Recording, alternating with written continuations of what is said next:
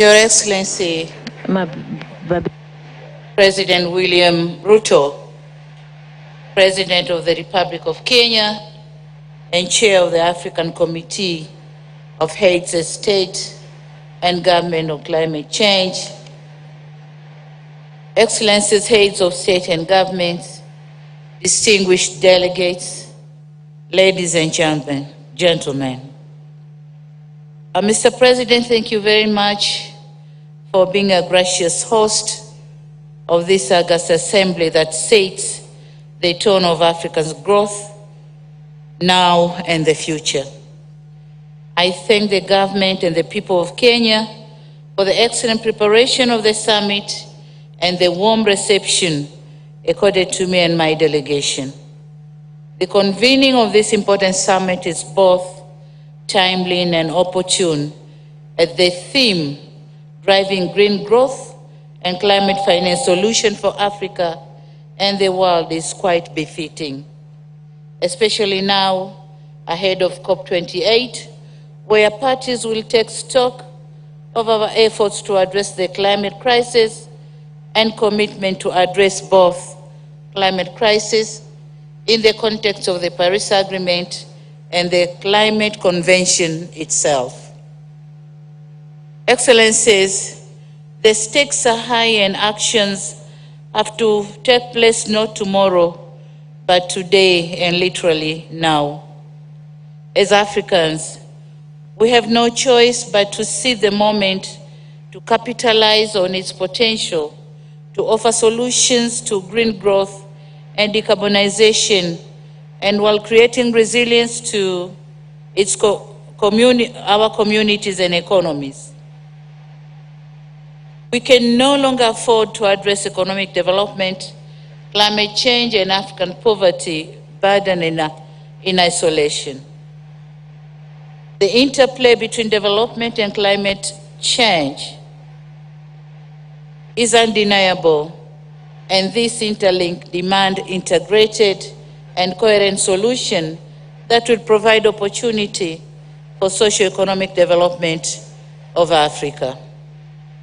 Excellencies, while the continent is highly impacted by the changing climate, it is nevertheless holding the key to solving the climate challenge. The just released Economic Development in Africa Report 2023 shows the potential of Africa to capture technology-intensive global supply chains, and it said it all about development of Africa with climate change. It provides a unique insight into Africa's centrality to the green transition that will clearly transform our continent economies. It is said that all metals and minerals that are important and strategic for the low carbon transition are abundantly found in Africa. And these are chromium, lithium, natural graphite, nickel, niobium, rare earth metals, silver, and many more. Given the abundance of these minerals, the continent needs to reposition itself not only as a supplier of raw materials globally, but strengthen the value chains by ensuring their conversion into intermediate and final products is done within the continent. As critical minerals, as they were called critical minerals, they have to make critical contributions to our internal revenue collection and employment creation. They also have to contribute critically in the environmental protection in our countries. So having all these, Africa has to stand firm to use the materials for our own development. Excellencies, human capital dividend in Africa is another force to reckon. To avoid the past mistakes in the history of our continent, we need to focus on human capital advancement by training our own people, especially youth, so as to be able to reap from these vast opportunities. We need to consider the climate crisis as an opportunity to address the youth unemployment challenges. Excellencies, beyond the African potentials, we have potentials in our individual countries. My country, Tanzania, is leading the way by demonstrating strong momentum in driving the green growth. Almost 95% of our energy is from hydro and natural gas. We are also leading in nature conservation with almost 38% of our land mass under conservation in various regimes.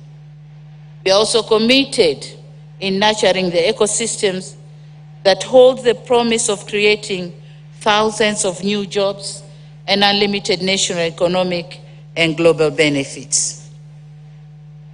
Talking on the offering of critical mineral to the world, Tanzania has huge deposits of some of these critical minerals needed today. Helium is present around Lake Rukwa Basin, nickel deposit around Lake Victoria, graphite reserves at the southern eastern part of the country, and we also accommodate other deposits, critical minerals, including copper and lithium, as well as rare elements. Despite of the above scenario, we, however, need to face the fact that Tanzania, and indeed the whole of African continent, still faces unprecedented impacts of climate change, with limited capacity to finance the mitigation and adaptation needs.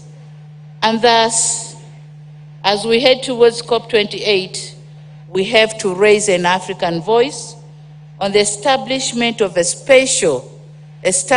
and capitalization of a special fund for Africa. The contribution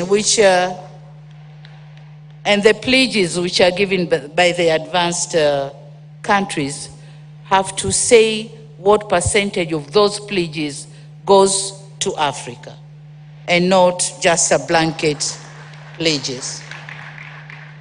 As I conclude, and as you are all aware, Tanzania is hosting the AGRIF Food and Agriculture Summit this same week. The Presidential Summit is on 7th of September, a day after tomorrow. I therefore wish to use this opportunity to once again invite you to Tanzania, and I'll personally be there to welcome you all. Once again, I congratulate you, Mr. President Ruto, for organizing such a successful event, and I look forward to seeing you all in Dar es Salaam